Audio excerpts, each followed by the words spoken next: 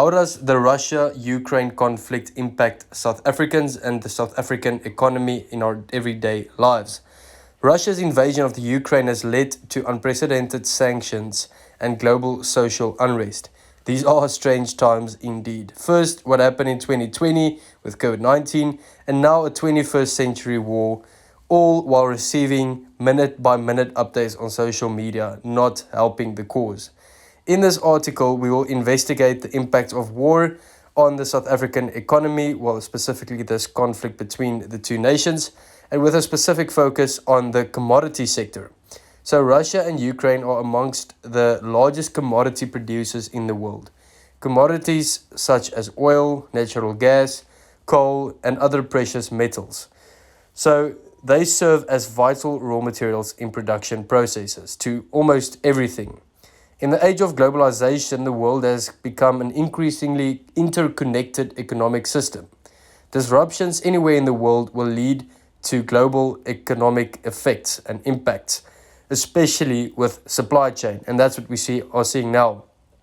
Russia is being sanctioned, whilst the Ukraine is under attack. This inevitably leads to a significant lower global supply in the commodities mentioned previously. The economics is simple. Less supply, same demand equals a higher price.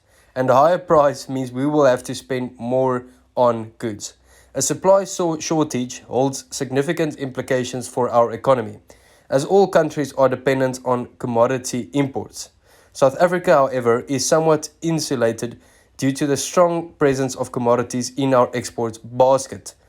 If we look at all the mines that we have in the different industries. So here are some of the biggest gains for South Africa. That includes palladium, platinum. So palladium is a precious metal mainly used in the production of vehicle catalytic converters in order to reduce emissions. Russia and South Africa are the world's largest producers of palladium, with each country producing roughly 40% of the world's supply. Now that is a massive part of the world and global supply for palladium. The opportunity here is obvious. If Russian suppliers are driven out of the market through sanctions, it leaves a 40% global gap for South Africa and other suppliers to cover. This supply shock has resulted in a spike in the palladium market, with a price increase of roughly 50% to over $3,000 per ounce since the invasion began. There's a cool chart for you. Just look at that massive increase. In times of significant price increases, economic participants will often look to viable and cheaper alternatives. Platinum offers such a solution for the palladium price spike, and it so happens that South Africa is also a large producer of platinum. So not only does South Africa supply the main ingredient, but also its best substitute. This puts South Africa in a prime position to take advantage of a supply shock and rising prices. So that is a green tick for South Africa's economy.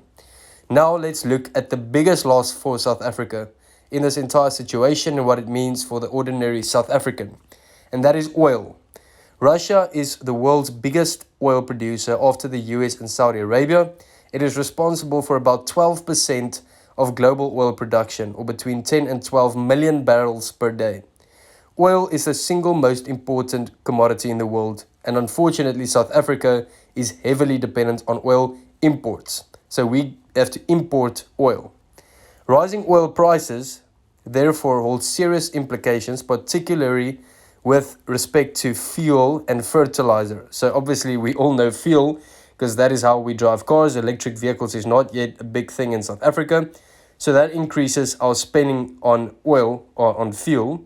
And also it's used in fertilizer, which is used in the farming industry.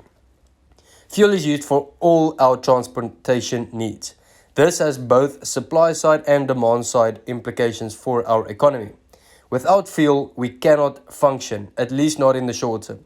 We can expect fuel prices to keep increasing, as well as all products that uses oil in its production.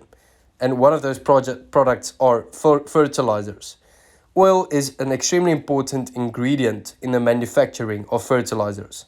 The biggest obstacle, however, is not the oil used to make the fertilizer, but rather the fertilizer as a product itself.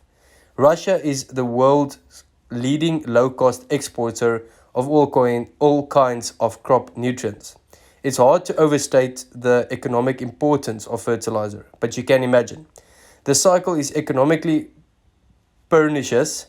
Higher fertilizer prices leads to higher food prices, leads to higher inflation, leads to less disposable income for households, leads to less expenditure in the economy, and then ultimately leading to increasing economic hardship.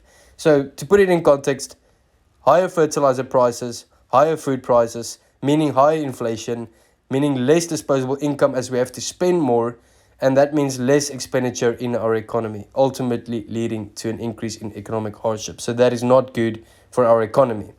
It is imperative that countries, especially low-income countries like South Africa, keep food prices under control. It's going to be a challenge. So we hope that this conflict between Russia and Ukraine ends and there comes peace. But that might be quite a while away. So expect oil price increases and also expect inflation. So let's look at the economic implications. The exchange rate. South Africa's exchange rate is uniquely positioned in this conflict. We're losing out due to high volume oil imports at the high prices, but we're winning with our exports in most other commodity markets. And at this stage, all these forces are sort of balancing each other out. With the USD/ZAR, so the USD versus ZAR, which is our rand currency, remaining fairly stable around the mid to low $15 or 50 rands per dollar range. Looking at the inflation and interest rates, the spike in the commodity prices will cause world inflation to increase. Obviously, with everything going on, that is deemed to happen. So commodity prices will cause world inflation to increase. The normal reaction from central banks in the face of rising prices is to increase interest rates. Higher inflation leads to higher interest rates increases. But how should central banks react to the war being an external supply side shock rather than the usual demand side factors?